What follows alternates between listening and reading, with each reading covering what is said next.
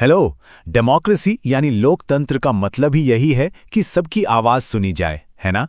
पर सोचिए, क्या होता है जब ये आवाजें अलग-अलग भाषाएं बोलती हों, अलग-अलग कल्चर से आती हों? बस यहीं पर पावर शेयरिंग या सत्ता की साझेदारी का रोल सबसे बड़ा हो जाता है। आज हम इसी मुश्किल से लगने वाले टॉपिक को दो देशों की कहानियों से समझेंगे। तो चलिए शुरू करते हैं। अच्छा, कभी घर में टीवी रिमोट के लिए लड़ाई हुई है? सबके साथ होता है ना? अगर एक छोटे से रिमोट पर इतनी बहस हो सकती है, तो जरा सोचिए, एक पूरा का पूरा देश जहां अलग-अलग भाषा बोलने वाले, अलग-अलग कल्चर वाले लोग रहते हैं, वो अपने झगड़े कैसे सुलझाता होगा? मतलब देश को चलाएगा कौन? कंट्रोल किसके हाथ में होगा? ये एक ऐसा सवाल है जो किसी भी देश का भविष्य बना भी सकता है और बिगाड़ भी सकता है। तो आज हम दो ऐसे ही देशों की कहानी देखने वाले हैं। प्रॉब्लम बिल्कुल एक जैसी, लेकिन दोनों ने जो रास्ता चुना वो एकदम अलग था। और हां, जैसा कि हम देखेंगे, उनका नतीजा भी बिल्कुल जमीन आसमान का था। तो ये दो देश हैं, बेल्जियम और श्रीलंका। दोनों ही काफी छोटे देश हैं, इतने छोटे कि इनकी आबादी हमारे हरियाणा जितनी या शायद उससे भी कम होगी।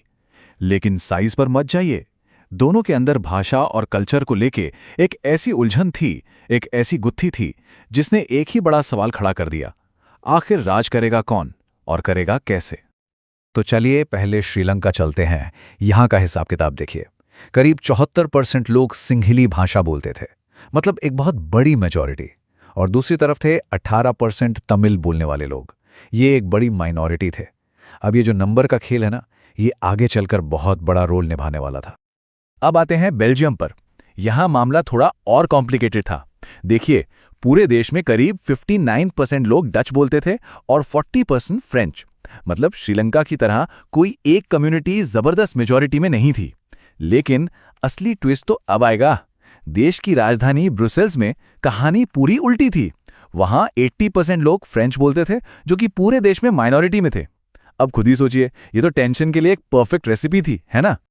तो श्रीलंका ने अपनी इस डाइवर्सिटी को संभालने के लिए कौन सा रास्ता चुना? उन्होंने चुना मेजॉरिटेरियनिज्म का रास्ता, यानी बहुसंख्यकवाद। इसका सीधा सा मतलब था कि जो मेजॉरिटी में है, यानी सिंगली समुदाय, वो अपनी मर्जी से देश चलाएगा और माइनॉरिटी की जरूरतों या इच्छाओं की कोई परवाह नहीं की जाएगी।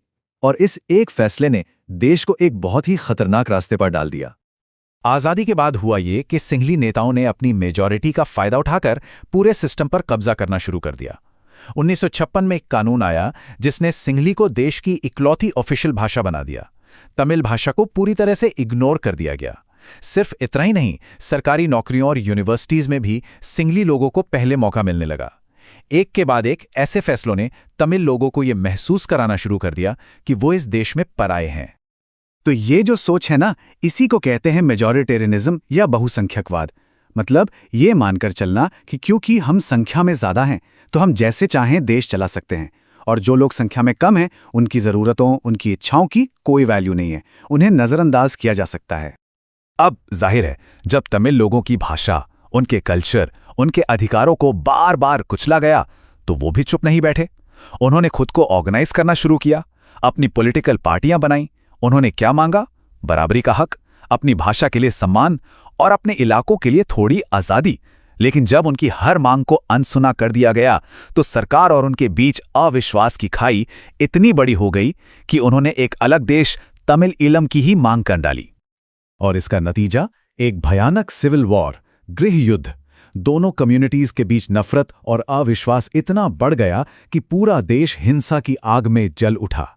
हजारों लोग मारे गए, लाखों लोग बेघर हो गए, और देश सामाजिक और आर्थिक तौर पर दशकों पीछे चला गया। ये पावर शेयर न करने की एक बहुत ही भयानक कीमत थी। तो ये थी श्रीलंका की कहानी। अब जरा पलट कर देखते हैं कि बेल्जियम ने क्या किया। श्रीलंका से बिल्कुल उल्टा। बेल्जियम के लीडर्स ने एक अलग ही रास्ता चुना, बहुत समझदारी वाला रास्ता। उन्होंने टकराव की जगह अकोमोडेशन, यानी मिलजुल कर रहने का रास्ता अपनाया। और हां, ये कोई एक दिन में नहीं हो गया। ऐसा नहीं था कि बस एक मीटिंग हुई और सब ठीक हो गया। नहीं, 1970 से 1993 के बीच, मतलब 23 साल के लंबे वक्त में, बेल्जियम ने अपने संविधान को एक दो बार नहीं बल्कि 4 बार बदला। उनका मकसद सिर्फ एक था, एक ऐसा सिस्टम बनाना जिसमें हर कोई, चाहे वो डच बोलता हो या फ्रेंच, साथ में शांति से रह सके। तो आखिर ये मॉडल था क्या? ये सच में काफी इनोवेटिव था। सबसे पहली बात, उन्होंने तय किया कि सेंट्रल गवर्नमेंट में डच और फ्रेंच बोलने वाले मिनिस्टर्स की गिनती बराबर बराबर होगी, भले ही डच बोलने वाले आबादी में ज्यादा थे। दूसरी बात, सेंटर ने अपनी कई पावर स्टेट गवर्नमेंट्स को दे दी। तीसरी बात, राजधानी ब्रुसेल्स के लिए एक अलग ही सरकार बना दी, जहां भी दोनों कम्युनिटीज को बराबर की हिस्सेदारी मिली।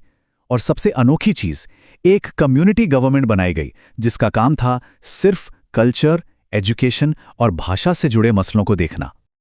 और ये सिर्फ कागजों पर नहीं था। आज भी अगर कोई ब्रुसेल्स जाए तो वहां की सड़कों पर साइनबोर्ड्स पर फ्रेंच और डच दोनों भाषाएं लिखी मिलेंगी।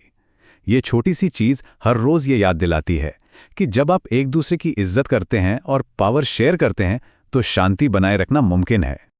तो इस समझदारी का नतीजा क्या निकला? नतीजा ये कि बेल्जियम में शांति बनी रही, देश टूटने से बच गया। और बात यहीं खत्म नहीं होती। बेल्जियम का ये मॉडल इतना सक्सेसफुल हुआ कि जब पूरे यूरोप के देशों ने मिलकर यूरोपियन यूनियन बनाया तो पता है उन्होंने अपना हेडक्वार्टर कहाँ बनाया? बेल्जियम की राजधानी ब्रुसेल्स में। ये बेल्जियम के पावर शेयरिंग मॉडल के लिए सबसे बड़ा सर्टिफिकेट था। तो श्रीलंका और बेल्जियम की इन दो बिल्कुल अलग कहानियों से हम क्या सीखते हैं? हम ये सीखते हैं कि पावर शेयरिंग यानी सत्ता की साझेदारी क्यों और कितनी जरूरी है। ये सिर्फ कोई पॉलिटिकल अरेंजमेंट नहीं है, ये एक कामयाब डेमोक्रेसी की, कह सकते हैं, आत्मा है। ये बात, सत्ता की साझेदारी लोकतंत्र की आत्मा है, पूरी कहानी का निचोड़ है। डेमोक्रेसी का मतलब ही यही है कि पावर उन लोगों के साथ शेयर की जाए जिन पर इसका असर पड़ता है। ये सिर्फ एक अच्छा आइडिया नहीं है, बल्कि ये डेमोक्रेसी का सबसे बुनियादी उसूल है। तो पावर शेयरिंग क्यों जरूरी है? इसके पीछे दो बड़े कारण दिए जाते हैं। पहला है प्रूडेंशियल रीजन, यानी एक समझदारी भरा प्रैक्टिकल कारण। वो ये कि पावर शेयरिंग से समाज में टकराव कम होता है और देश में स्थिरता आती है, जैसा बेल्जियम में हुआ। और दूसरा है मॉरल रीजन, यानी नैतिक कारण। ये कहता है कि पावर शेयरिंग करना सही काम है। ये डेमोक्रेसी की आत्मा है, क्योंकि जिन लोगों पर आप शासन कर रहे हैं, शासन में उनकी भी भागीदारी होनी चाहिए। और ये जो पावर शेयरिंग है, ये कई तरह से हो सकती है। एक होती है हॉरिजॉन्टल, मतलब सरकार के अलग अलग अंगों जैसे लेजिस्लेचर, एग्जीक्यूटिव और जुडिशरी के बीच पावर का बंटवारा। फिर होती है वर्टिकल, यानी अलग अलग लेवल की सरकारों के बीच जैसे सेंट्रल, स्टेट और लोकल गवर्नमेंट। ये अलग अलग सोशल ग्रुप्स के बीच भी हो सकती है, जैसे हमने बेल्जियम की कम्युनिटी गवर्नमेंट में देखा। और हाँ, ये अलग अलग पॉलिटिकल पार्टीज के बीच भी होती है, जब कोएलिशन सरकारें यानी गठबंधन सरकारें बनती हैं। और ये सब हमें एक आखिरी और बहुत ज़रूरी सवाल पर लाकर छोड़ता है। सोचिए, ऐसे समाज जहां लोगों के बीच बहुत गहरी दरारें हों, क्या वहां सिर्फ एक आदमी एक वोट के सिद्धांत पर चुनाव करा देना काफ़ी है, या फिर बेल्जियम की तरह ऐसे रास्ते निकालना ज़रूरी है जिससे हर ग्रुप को, हर कम्युनिटी को ये भरोसा हो कि सिस्टम में उसकी भी आवाज़ है, उसकी भी जगह है? बेल्जियम और श्रीलंका की कहानियां जानने के बाद ये सवाल और भी ज़्यादा अहम हो जाता है।